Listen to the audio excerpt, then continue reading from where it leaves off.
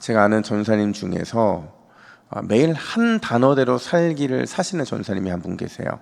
그러니까 말씀을 묵상하다가 한 단어가 마음에 딱 와 닿으면 그냥 온종일 그 말씀만, 그 단어만 묵상하고 그 단어대로 실천하려고 몸부림치는 전사님이신데, 뭐 예를 들어 사랑이라는 단어가 마음에 와 닿았어요. 그러면 우리는 그냥 사랑이라는 단어, 오늘 사랑이구나 이렇게 끝날 텐데, 그분은 사랑이라는 단어를 어떻게 사랑하며 실천할까를 고민하면서 하루를 보낸다는 거죠. 또 은혜라는 단어가 와 닿으면 나는 어떻게 은혜를 받고 또 나는 어떻게 은혜를 나눌 것인가를 고민해요. 그래서 이제 이 전사님이 지나가는 흔적들을 보면 그 하루가 뭐가 전사님의 하루 종일 한 단어대로 살기였는지를 알 정도로 그런 은혜대의 삶을, 은혜와 같은 삶을 살더라는 거죠. 여러분, 만약 오늘 본문에서 우리가 하루 동안 붙잡아야 될 단어 하나를 선택한다고 한다면 어떤 단어가 와닿습니까? 아니, 한 단어 말고 많은 단어들이 있어요. 저는 두 단어가 와닿는데, 하나는 1절에 성전이라는 단어이고 2절 또 13절에 견딤이라는 단어예요. 과연 이 두 단어 속에 어떤 영적인 교훈이 함축되어 있는지 오늘 함께 잠깐 살펴볼 텐데요. 먼저 여러분, 성전이에요. 어제의 본문까지는 성전 안에서 가르치시는 예수님의 이야기였어요.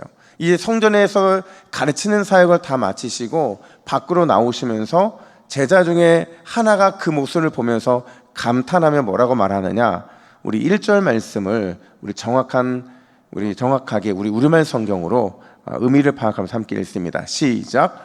선생님, 저거 보십시오. 저 큰 돌하며 웅장한 건물 좀 보세요. 그러니까 지금 그들이 보고 있는 건 성전인데, 그 성전의 큰 돌의 모습들, 그리고 웅장한 모습들, 그걸 보면서 마음에 기대감이 찼던 거예요. 여러분, 왜 안 그렇게 했어요? 어제 다뤘던 것처럼 예수님의 성전 사역은요, 정말 많은 사람들을 즐겁게 만들었어요. 무슨 말만 하면 아멘하고, 무슨 말만 하면 그들이 기쁨으로 받아들이는 그 표정 속에서 아마 그 모습을 보고 있던 제자들의 모습에는 굉장히 큰 뿌듯함이 있었을 거예요. 게다가 지금 가르치고 있는 사역 현장이 성전이었잖아요. 이 성전은 헤롯에 의해서 어마어마한 크기로 증축됐는데, 가로가 500m, 세로가 325m, 굉장히 웅장했어요. 그러니까 그곳에서 가르치는 예수님과 그곳의 웅장함이 자연스럽게 오버랩되면서 뭔가 큰 일이 일어날 것 같은 그런 기대감이 제자들에게 있었던 것 같아요. 근데 예수님은 감탄하고 있는 제자들 향해서 뭐라고 말씀하시느냐, 2절 말씀 보세요. 2절 말씀은 오늘도 내일도 주일까지 아주 중요한 말씀으로 작용하는데, 2절 말씀을 같이 읽습니다. 시작. 예수께서 이르시되 내가 이 큰 건물들을 보느냐, 돌 하나도 돌 위에 남지 않고 다 무너뜨려지리라 하시니라. 아멘. 여러분, 주목해야 되는 것은요, 지금 이 말씀의 선포가요, 예루살렘 성전을 향한 심판의 메시지가 아니라는 거예요.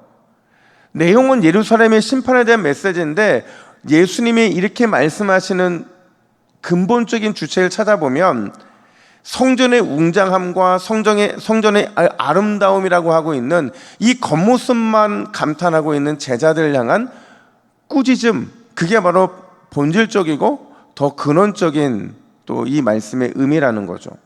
예수님이 이렇게 말씀하시는 거예요. 얘들아, 내가 너희 자신이 성전이라고 내가 그렇게 많이 가르쳤는데, 너는 성전이고 너도 성전인데 도대체 왜 아직도 눈에 보이는 그 성전의 겉모습만 보면서 이렇게 감탄을 하고 있느냐라는 거예요. 여러분, 신약시대는요, 예수님이 성전이에요. 그리고 예수님을 모시고 살아가는 성령이 계신 우리가 성전인 거죠. 여러분, 믿으십니까? 우리는 걸어다니는 하나님의 거룩한 성전으로 오늘 이 자리에 모여 있는 거예요. 동부교회는 우리가 있기 때문에 동부교회인 것이, 이 건물 자체가 동부교회가 아니라는 거죠. 그래서 바울은 고린도전서 3장 16절에서 이렇게 말합니다. 우리 같이 읽습니다. 시작. 너희가 하나님의 성전인 것과 하나님의 성령이 너희 안에 계시는 것을 알지 못하느냐. 우리가 성전인 거예요. 실제로 이 말씀 이후에요, 예수님께서 돌 하나도 돌 위에 남지 않을 것이라는 이 말씀 후에 40년도 지나지 않아서 예루살렘 성전은 노망에서 완전히 파괴됩니다. 여러분 생각해 보세요. 그 장면을 보고 있는 제자들 아마 대부분 다 죽었죠. 순교했죠. 하지만 마지막 살아남았던 요한의 눈으로 봤을 때 예수님이 하셨던 이 말씀의 진리가 무엇으로 떠올랐겠어요? 눈에 보이는 성전을 자랑할 것이 아니라, 겉으로 드러나는 웅장함과 아름다움에 미혹될 것이 아니라 오직 예수님만 자랑하고 우리가 하나님의 성전인 것을 늘 잊지 말아야 되는구나 라는 것을 다시 한번 깨달았을 거라는 거죠. 여러분, 오늘 이 새벽에 우리의 유일한 자랑은 예수 그리스도여야 하는 줄로 믿습니다. 그냥 예수 그리스도가 아니라 내 안에 계신 예수 그리스도, 내가 성전인 것이 자랑일 수밖에 없어야 된다는 거죠. 그 어떤 것도 우리의 자랑이 돼서는 안 되고 오직 예수님, 오직 그리스도, 오직 내 안에 있는 하나님의 나라가 우리의 자랑이고 우리의 즐거움이 되어야 된다는 거예요. 오늘 우리가 진정한 성전이신 예수님만 자랑하고 내가 성전이라는 것을 잊지 않는다면, 그런 우리를 통해 제자들이 봤던 그 웅장하고 아름다운 성전의 영광은 저와 여러분을 통해 나타나게 될 줄로 믿습니다. 뿐만 아니라 두 번째 단어는 바로 견딤이라는 단어인데, 여러분 예수님은 이후 내용에서 종말에 대한 이야기를 하세요. 그러니까 마태복음 같은 경우는 아예 종말의 섹터를 정해놓고 쭉 진행을 하시지만, 예수님은 지금 이 성전과 관련돼서 종말의 이야기를 이어가시더라는 거죠. 종말에 어떤 징조들이 나타나고 종말을 대하는 제자들의 태도는 어떠해야 되는지를 말씀하시는데, 여러분 종말이 뭐예요? 종말이라는 단어가 뭘 의미해요? 종말은요, 예수님의 초림, 이 땅에 오심부터 예수님의 재림까지의 모든 기간을 종말이라고 하는 거예요. 말세라고 하는 거죠. 그러니까 어느 특정한 시간을 정해놓고 예수님의 재림에 임박한 그때만이 그때만이 종말이고 그때만이 또 말세가 아니라 지금 우리는 그 시간을 살고 있는 거죠. 예수님의 오심부터 재림하시는 시간까지. 그러니까 우리의 삶을 다 포기하는 거예요. 포함하고 있는 거죠. 그때 어떤 징조가 나타나느냐, 6절 보니까 적그리스도들이 나타난대요. 또 7절부터 8절을 보니까 전쟁으로 난리가 일어나고, 또 9절 11절 보니까 믿는 자를 향한 박해가 일어나, 이렇게 말을 해요. 근데 그 정도가 얼마나 심하냐, 12절 말씀을 보세요. 12절 우리 함께 읽습니다. 시작. 형제가 형제를, 아버지가 자식을 죽이는 데에 내주며 자식들이 부모를 대적하여 죽게 하리라. 자, 여러분 이걸 한 단어가 아니죠. 한 문장으로 표현하면 뭔지 아세요? 뭐가 쉽게 된다? 사랑이 쉽게 될 것이다. 예수님 말씀하신 종말의 징조 중에 부모와 자식, 형제와 형제 간에 죽는 데 내주고 대적하여 죽게 만드는 사랑이 식음으로 인해서 이런 현상이 나타난다는 거죠. 근데 이런 현상은요, 믿음 때문에 발생하게 된다는 거예요. 그 믿음 때문에 사랑이 식어지게 되고 결국 죽이기까지 만든다는 무서운 말인 거죠. 이렇게 무서운 말들이 벌어지면, 이렇게 어마어마한 사건들이 벌어질 것이라고 말씀하시면 반드시 우리 예수님의 성품상 어떤 메시지가 따라야 되냐면 위로와 격려의 메시지가 따라야 돼요. 도움과 또 피할 길을 주시겠다는 말씀을 주셔야 되는데, 어떤 말씀을 주시느냐? 13절 하반절에 이렇게 말합니다. 우리 함께 읽습니다. 시작. 끝까지 견디는 자는 구원을 받으리라. 다시요. 시작. 끝까지 견디는 자는 구원을 받으리라. 아멘. 우리 뭐 어떻게 살래요?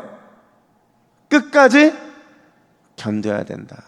끝까지 견디는 자만이 구원을 얻는다고 말하네요. 그래서 끝은요, 개인적으로는 죽음이에요. 그리고 역사적으로는 주님의 재림이죠. 즉 다시 말하면요, 죽음을 각오하고 그 각오로 견디고 예수님의 재림을 기다리는 그 마음으로 견뎌야 된다는 거죠. 왜냐하면 세상은 어떻게든 우리를 무너뜨리려 하기 때문이죠. 사단은 어떻게든지 우리로 하여금 복음과 십자가의 능력을 의지하지 못하도록 끝까지 방해할 것이기 때문에 그래요. 이 강렬한 도전 앞에서, 그래서 예수님은 위로와 격려가 아니라 도움과 피할 길이 아니라 믿음으로 정면 돌파할 것을, 그래서 견뎌낼 것을 말씀하고 계신다라는 거예요.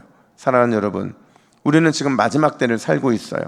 너무나도 강력한 믿음의 도전이 있고 영적 도전 앞에서 우리는 매일매일 치열한 싸움을 살 수밖에 없고, 주님 오실 때가 다가오면 다가올수록 이러한 정도는 더 강해질 겁니다.